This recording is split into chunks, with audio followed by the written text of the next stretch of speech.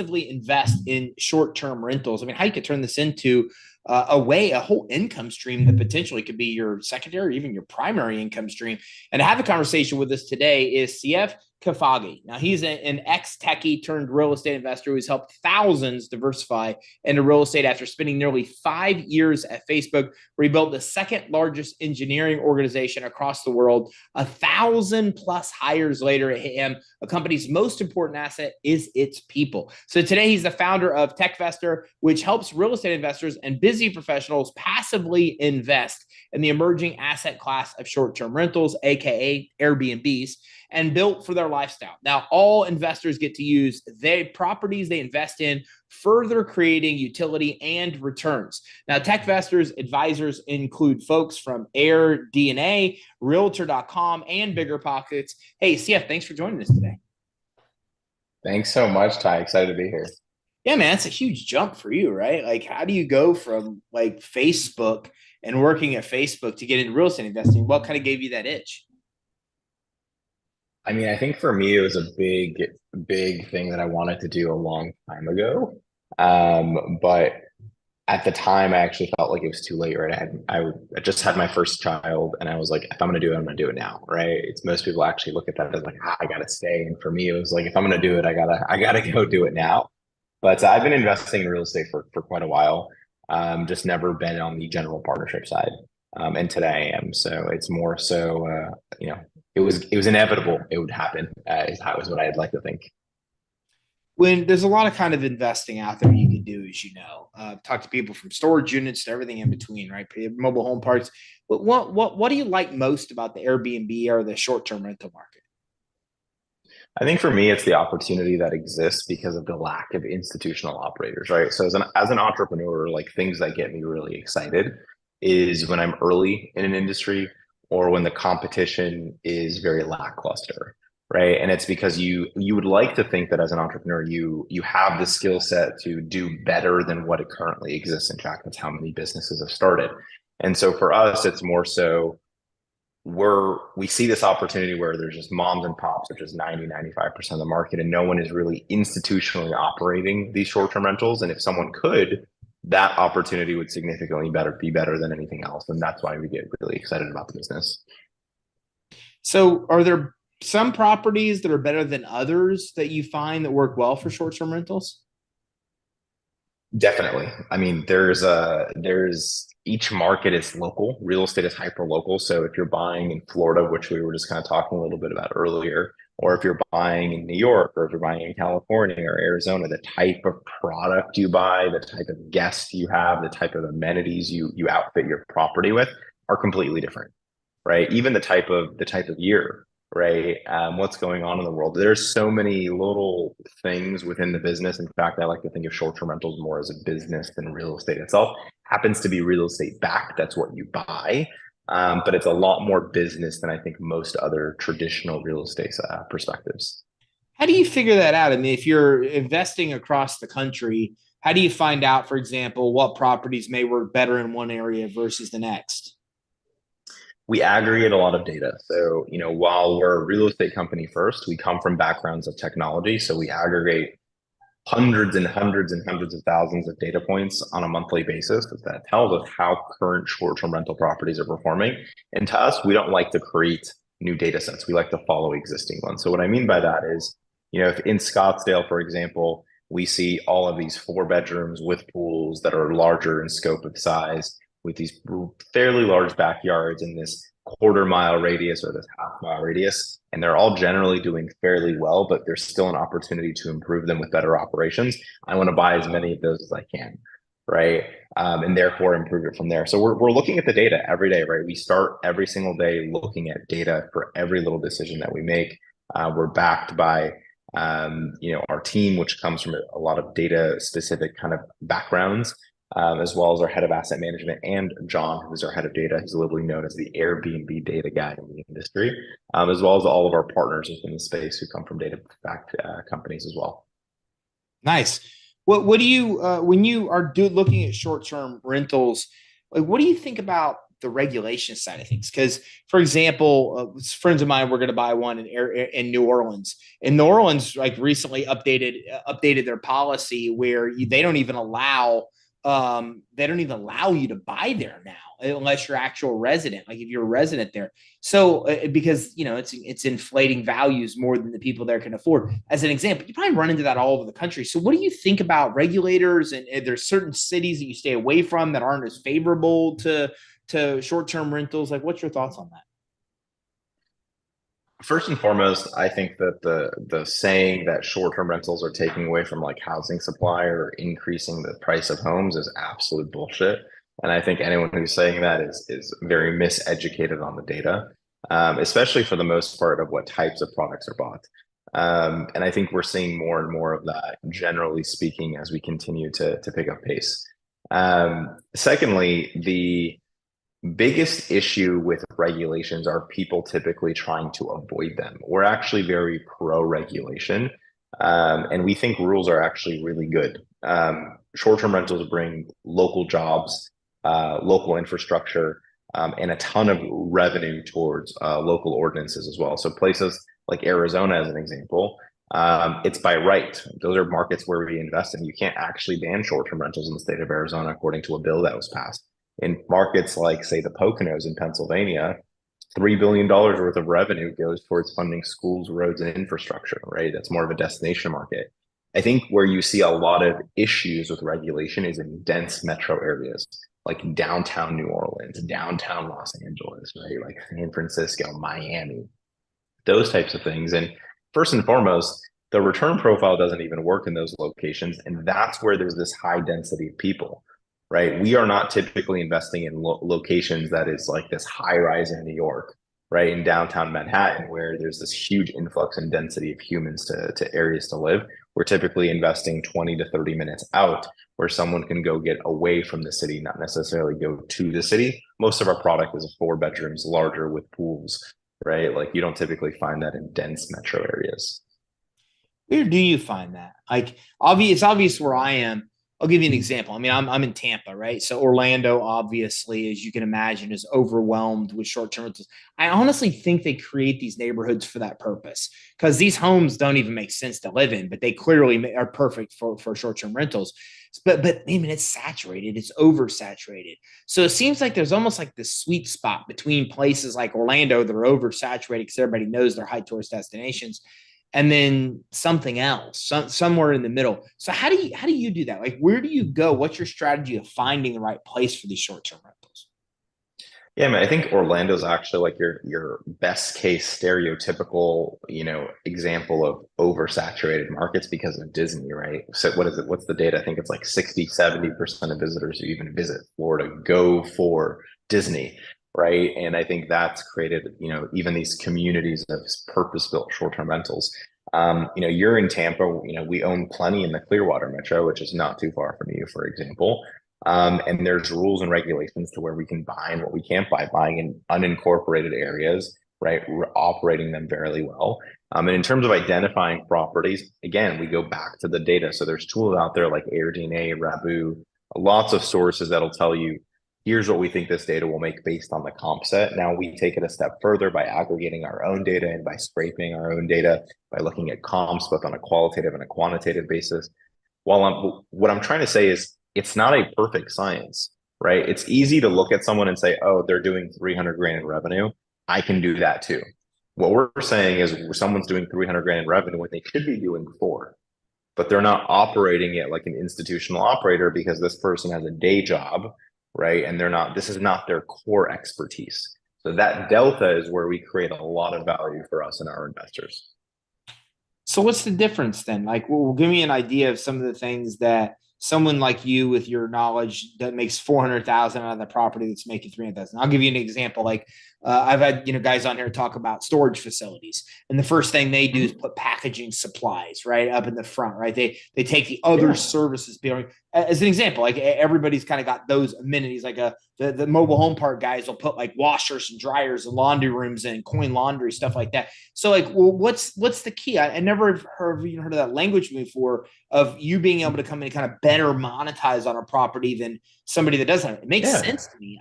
I'm just not, I can't, I don't like, what's the difference between like what kind of monetization you guys do at an expert level versus the novices? Well, so like let's start from the beginning, right? Like let's just assume that both A and B have bought in a similar or the same property, right?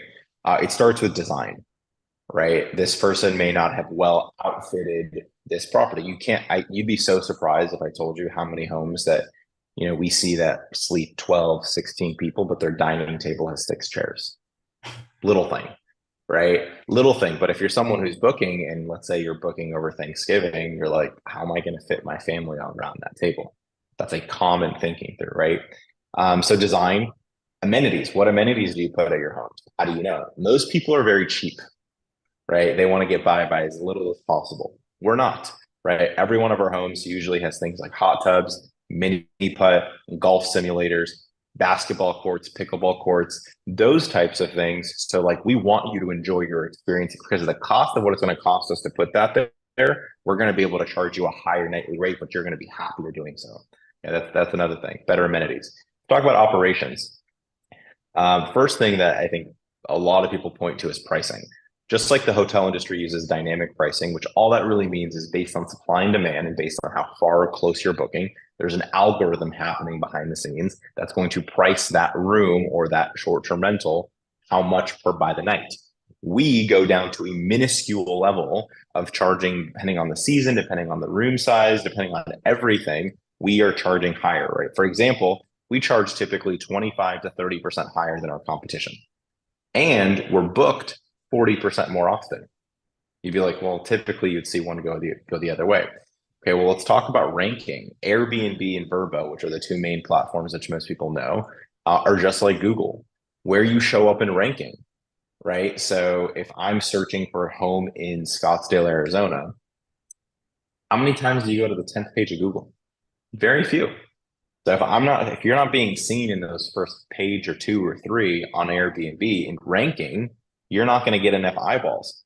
Fun fact, we get 3 to 4x the amount of eyeballs our competition does. We get about 2 to 3 times the amount of clicks, and we're converting at about a 25% higher conversion rate to a booking at a 25% higher nightly rate, right? So all of those things are pricing, design, amenities, and I can go through with like a plethora of like dozens and dozens and dozens of other things, but on a very high level, those are some of the opportunities of what an institutional operator with our scale and knowledge and experience can do that an individual who has one short-term rental probably isn't even thinking about, right? And again, I understand why they're not, because they're not thinking about that level of scale and commitment, or they have that infrastructure.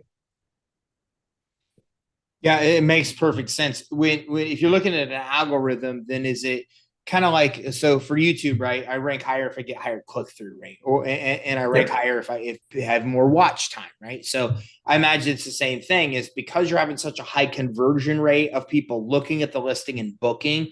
Like, is that you guys just understand those parts of the algorithm then, and are able to create the experience the person wants to have, that they leave the review, they book the property more often, good pictures. I mean, all that kind of stuff, I'm sure. Mm-hmm. Exactly. And then also, for us, we're approaching 100 properties, right? And we are dense in the markets we're in, meaning we're not owning 100 in 100 different locations, right? We're going to own 10, 12, 15, 30 in a location at a minimum. And so you become a first hand user of your own data. If I see something working at another property or 3 or 4 in the same market, I can apply that to another property, right? Most short-term rental owners don't have that. They're going off of what they believe is third-party data, which is really hard to verify, right? I can go off of actual data because I'm looking at 5 different properties in the same location with different varying revenue numbers, and something clearly is working better on one than the other. I can apply those things to the ones that aren't working as well. Do you use a lot of unique stuff in every one of the properties you have, like the swing suite, for example? Do you put stuff like that? Because I'm always shocked at people that don't make use of the garage in Airbnb. Like we're going to Orlando like this summer twice, and we get literally, my 2 kids and I would rent 7-bedroom homes every single time we're there. We have to go through this radical justification process to the owner because they think we're having 50 people there, and there's just 3. We just want it because they have cool amenities. Like, I'll book that thing just to get video games, the garage, and stuff like that. It makes me like the hero, right? So I get that. It makes so much sense because I pay a premium for that stuff. Do you do that in every one of your properties? Do you find that it's that valuable? Massively. So, for example, it's funny you bring up video games. In fact, in one of our Clearwater homes, I believe, if I remember, have you ever been to the airport and you've seen those gaming lounges, Yeah. right? Where people are just killing time and there's like Xboxes and all these games. We literally outfitted a 6-person Xbox gaming lounge in the garage, right? With Mario Kart and all that. So the family can get together and play. Sometimes we'll turn garages into another bedroom if that's the best use case for that type of home, right? Or it's going to be a space like, air hockey or ping pong or whatever. And it's not just like throwing a ping pong table in there, right? It's a themed, looks good. Like I want to hang out in there with like AC in the garage experience, not like, oh, there's a ping pong table in the garage, but there's also like cabinetry, right? It looks and feels like it's an own dedicated space. And I would say we do that more times than not, right? In nearly, I would say 60-70% of our homes because that allows for that. And then we do things on the outside, right? Scottsdale's a market where you do a ton of things on the outside. Florida's a market where you do a ton of things on the inside, because you don't get those huge lofts in Florida, right? You get those huge lofts in Arizona. Places in Pennsylvania, you don't get huge outdoor spaces that are enclosed because you're buying in like these more like destination cabin type areas. So you have to do a lot of on the interior. So we look for different things, right? To make sure we can outfit it with those types of things. So you have a lot of, are they students that learn how to do Airbnb from you guys? Or are they people that invest and then put the properties with you to basically handle everything? Neither actually. So we only run and operate properties we own and manage. So we run a short-term investment fund. So accredited investors, meaning people who meet a certain threshold of an income defined by the SEC, can invest with us as little as $25,000. And we do everything. We find the properties, design them, manage them, run them, operate them, and send them a check every single quarter. And they're owners of, instead of one property, 100 plus, right? So that they have diversification across seasons, across markets, across locations. And I think most importantly, as they'll tell you, they're not doing any of the work. They're relying on our expert team to run and operate. We don't manage anyone else's properties. We only manage real estate that we own, that we make the decision for. We are the owner. We are the property manager. We are the designer. We do everything end to end. So you guys do like syndication for basically 100%. All it is a syndication for short-term rentals. So if you look at the syndication, like, well, let's say I invest, let's say $100,000, just to see even number. What kind of rate of return does somebody that typically invests get? And does it end, or does it just, like, since I'm investing in the house initially, forever do I get money? Like, how does that work? Yeah, so all of these numbers are obviously projected, as the disclaimer will always tell you. But we, on 100 grand, or really on most investments, you can expect to double your money roughly every 5 years or so, right? And your quarterly cash flow is roughly going to be on 100K, call it 2,500, or am I doing my math right? Yeah, 2,500. You're looking at about 8 to 12% average annual cash flows, right? Which is going to be higher than your typical multifamily, probably better than if you're doing it yourself for sure, right? And most importantly, it's something that scales. And your total aggregate return over a 5-year period is, if you put in 100, you're going to get 2 back, right? That's the idea, and what most syndications will typically promise you over a 5-year period. It's not a forever investment, at least it's not intended to be. Of course, can we hold longer? Maybe 6, 7, 8 years? It's possible. We can also hold shorter, 2, 3, 4 years. It's possible, but it's projected to be about 5 years. Do you keep the properties and then flip them, get out of them at a certain point in time, make money off them at that point, and then buy more? We won't buy more, but the intent of the portfolio is to aggregate, 100, 200, 300 doors and then eventually sell them to private equity. I think what we're seeing from institutional buyers like family offices and holdcos in the private equity space is a lot of them want to get into this space, but none of them want to build it, right? The hard part about what we do is exactly the sweat equity of what's happening and why investors are really excited to invest, because we're doing all the hard work, right? We're finding them, designing them, stabilizing them, and then packaging them together in a really collective way and saying, hey, buyer, Mr. Private Equity Firm, right? Here's 100 short-term rentals with a T60 or 5 years of operating history. You want to buy this at a 6 cap. Very similar to what you would see in, say, multifamily storage or mobile home parks, as the examples brought up. There's literally no difference there. That sounds like a great plan.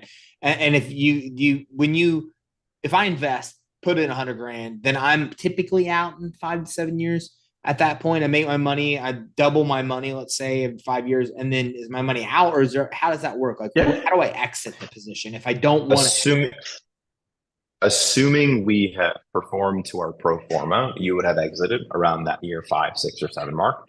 You would have returned all your money. And then of course it's your decision what you want to do with it. Do you want to do it again?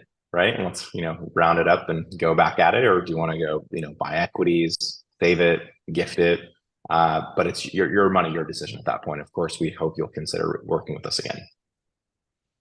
So what are some other tips that you find that work well with short-term rentals? Like, for example, it drives me crazy when I can't get like soap and shampoo in an Airbnb, because then I just got to pack it all and take it with me across the country. And it's so unpredictable that I got to think about that stuff. And it's so stupid cheap to do stuff like that, it seems like to me. I mean, maybe I miss it, but like what are some other things that you see that really provide value that just most people don't do with short-term rentals? I think because people don't see things from our level of scale and problems, they don't think it's problems. If you're an owner of a short-term rental, like for example, right, I think the most common thing I see in other people's reviews or just the internet is, I can't believe they asked me to take the trash out, right? And like you get these checkout instructions and people make fun of this versus a hotel, right? Where you can kind of just like leave your room. And like that's a problem to us because every day like, we're hosting, it's funny, we did the math, and every day someone checks into our properties every 30 minutes or so. Someone checks into a property of ours every 30 minutes. And that means the scale of problems we see and face are actually repetitive on a massive scale. Um, Trash cans. We use a service called Can Monkey. I highly recommend them to any short-term rental operator. So shout out to Can Monkey. They literally come and take the trash out and bring it to the curb. Very small operational thing, but it doesn't piss off your guests, right? Because no one wants to take the trash out. You're on vacation, you're visiting, it's not your house. And the expectation isn't to take the trash out. Soap, shampoos, all that always stops. Even when you walk into some of our homes, you'll smell a certain type of smell because it's in the vents. We want you to remember these small details, right? We want you to feel good about your decision to stay there. You'll always have the right amenities, right? And the things that people don't think about is they think it's as simple as someone sleeping there. That's the biggest mistake I see people saying is like, hey, here's my Airbnb. It'd be a great place for you to sleep. That's not how we think about it. We think of it as an experience. We don't want you to leave the house, ironically, right? We want you to enjoy as much of the house as possible, like play the games, see your family, go outside, whatever you need, it's there. Also, our response time is sub 7 minutes. So if you need something and we don't have it, we can probably get it to you, right? So all of those things are really important in the things that I don't think a lot of people are doing. But again, I don't blame them because they have one property. Usually it's not optimized. So the average national occupancy is like about 55%-ish. Okay. So there's someone's checking in once every 2 days, right? Roughly. And then staying for a while and then checking in again. They're just not seeing enough problems to fix them.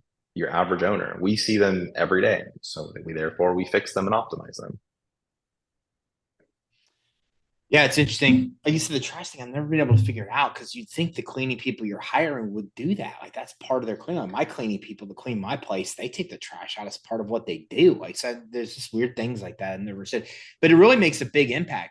Like for me, it's such a basic thing, but I won't rent a place if they don't tell me there's a TV in the bedroom. And you'd be shocked at how much we don't tell you that detail or show you pictures. Well, I don't watch any TV, zero.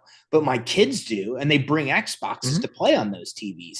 So whether or not like there's a queen bed in there and there's a TV they can plug their Xboxes into, that's a really big deal for me. And it's astonishing to me on how many properties I don't get just because those basic details or pictures don't even show you that stuff aren't there. It's such a simple thing to fix. It's astonishing. Simple things like that are everywhere, right? Like kitchen utensils and seating at the dining table or sitting at the outdoor dining table. Or one of my favorites is a 16-bedroom home with 4 seats around the fireplace. It's just things just don't make sense, right? And it's like, why build it to begin with? Like that money would have better suited to another amenity. So it's small things along those lines that I think is really obvious when we talk about, but 90% of people aren't doing it, right? And I think we see this in really every entrepreneurial journey when there's the biggest amount of innovation and disruption happening, it's not because people don't know the answer in many cases. I think it's because people are very stuck in their ways, or they refuse to change, right, in some sort of capacity until someone else comes and tries to force them to change because of the industry's changing. And that's where the whole mentality, the old dog versus the new dog, and that kind of conversation starts. Where do you guys invest? I mean, we talked about some areas not to, but I talked to some people that all they do is high vacation areas, like the Tennessee, right up in the mountains in Tennessee. You guys are all over, which I would think it'd be hard to manage properties all over the country because you've got to build a handyman and all those team members wherever you are. But how do you guys decide? Are you guys looking for high vacation rentals? Is it like what is the determining factors of what you look for? Because we run a fund, we look for all the above, right? We want a balance of seasonality. We want a balance of destination markets like the ones you're describing. We want a balance of cities and metros where it is legal by right to do so. And we want to balance the types of assets. Like we own assets anywhere from $130,000 all the way up to 1.1. And we own homes that are 1 bedrooms and all the way up to 6, 7 bedrooms, which the majority of them are going to be 4 bedrooms and larger. And they're well diversified across seasons: snow, winter, summer, beach, right? Geographies, right? Different states. All of these things allow for a blended portfolio perspective where we gather a lot of data, right? As well as to continuously improve. So for us, we're looking all the above. And at the end of the day, we simply follow the data. We market map, like I said, over 250 plus markets. And so if the data suggests we should enter South Carolina tomorrow, we'll enter South Carolina tomorrow. It's very simple to us. What does the data suggest? And if the data suggests we should enter there, then we'll go ahead and make that decision. What is it like to work with you guys? Like, give me an idea. I'm an accredited investor. I want to invest with Techvestor. And like, what's it look like on my perspective? What's that? Yeah, we like to keep it pretty simple. So assuming you want to invest, you've already told us you want to invest, 100 grand, going back to your example. We'll send you your docs, right? You'll sign your private placement memorandum and all the other docs that come with syndications. It's probably the most daunting part of the process is reviewing those docs, making sure you're comfortable with all the terms. You'll sign that, you'll verify your accreditation, you'll wire your funds, and we'll send you a check every quarter along with quarterly updates, how things are going. You can always log into your investor portal, see how things are going in real time. That's it. Keep it simple. Yeah, it seems super simple. All right, listen, I appreciate you joining me today. Anything I should have asked you about this that I didn't, or anything you think that our audience should know about not only investing in short-term rentals, but getting in the syndication like you guys have, which I don't think I've ever heard anybody else have something like that in the short-term rental space without having to do all the work and stuff involved. Like, what did I leave out that maybe we should have covered? Yeah, I think the one thing that I will say, because I agree with you, Ty, I don't know of a single competitor that's doing what we do at the level of scale that we do it at, in the asset class that we do it in, right? And I think there's some people who are doing things similar or in other verticals, but we like to invest in the headwinds, right? And going with the headwinds in many ways. And I think everyone should ask themselves, what does the world look like a decade from now? And I think what you saw from COVID and the pandemic is it's a mobile one. So where people are moving around, they're more flexible, they have flexible jobs, flexible lives. And if so, they're naturally going to be moving around more and they need places to be, places to go with their friends, family, etc. And we believe we're so early in this asset class, probably in the first or second inning, that by the end of the decade, we believe it'll be very obvious what kinds of asset classes will continue to come up to the top. And we don't believe the American dream any longer is to own a home. We actually believe the American dream is to have a flexible living arrangement. So you can go do the things that you want to do. And I think we'll continue to see that. And if that's something you believe in or you think will happen, then I think short-term rentals are poised and positioned to be a big player in that. I see that too. One of my really good friends, they've got him and his wife had 2 homes, and they have like some kind of swap program. It's really super cool, right? Like where somebody will come and stay in their property for a week and then they build points and then they can go stay in other people's properties for like a week. They absolutely love it. Like, I mean, it's the first time I've ever heard of that experience, what you're describing. And I'm like, I agree, man, that could be like the future because you get to own a place and then like build points when you're not there to have people there, and then you get to go like stay all over the world. I agree. I think that's going to be that's what's up and coming. That's cool. And it's been awesome having you on here today. I thank you for joining me, and thank you so much for what you guys do. It's awesome. Thanks so much, Ty. I really appreciate it as well. And thank you for the shout out to the investors as well.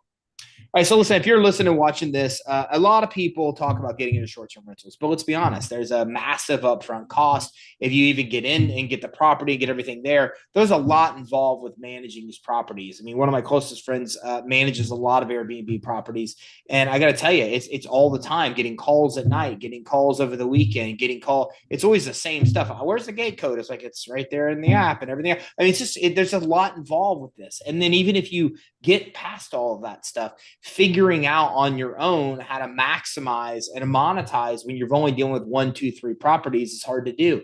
And then you might have this serious delay before you can invest in other properties. So what Techvestor does is brilliant, because they allow you to come in without all the knowledge, without all the experience, with, let's be honest, not a lot of money. 25,000 minimum investment is not a lot of money to invest. Then they diversify that money over property. So it diversifies your risk. And in doing so, you get a chance to double your money. And this is hypothetical, right? I mean, there's a lot of things. The market changes and these numbers could change. But theoretically, roundabout, about doubling your money every 5 years or so, that's substantially better than almost any investment you're going to find out there. I mean, 8 to 12% annualized return, something like that, is better than most stuff you're going to find out there. And let's be honest, like, we're moving more in this direction of short-term rentals, not away from it. Like, this is the future. We're seeing that clearly as we start to see other states and other communities pass laws that say, hey, look, you're never going to get rid of this. Like, we're not going to allow it, because so much money is being pumped in to the actual city, into the communities, into the school system. There's just so much reward. So you are right now in an interesting place where you can get into something that can get you really good returns and be in, as this thing is kind of going to go into hockey stick growth. But if you don't know what you're doing, it's a really rocky road. So a good place to start is Techvestor. All you have to do is go to techvestor.com. You can learn about them. You can see their data right there on their site as well, see how it works. You can even see their portfolio, and you can even inquire right there with them about investing and get into the short-term rental space, which is the future, without all the nightmare headaches that could cost you tens of thousands of dollars, if not more, because you don't know what you don't know. So make sure you check out techvestor.com. That's techvestor.com to get more information about you jumping into the short-term market without all the nightmare headaches that could be if you try to do this on your own. So go check it out right now, techvestor.com. Thanks for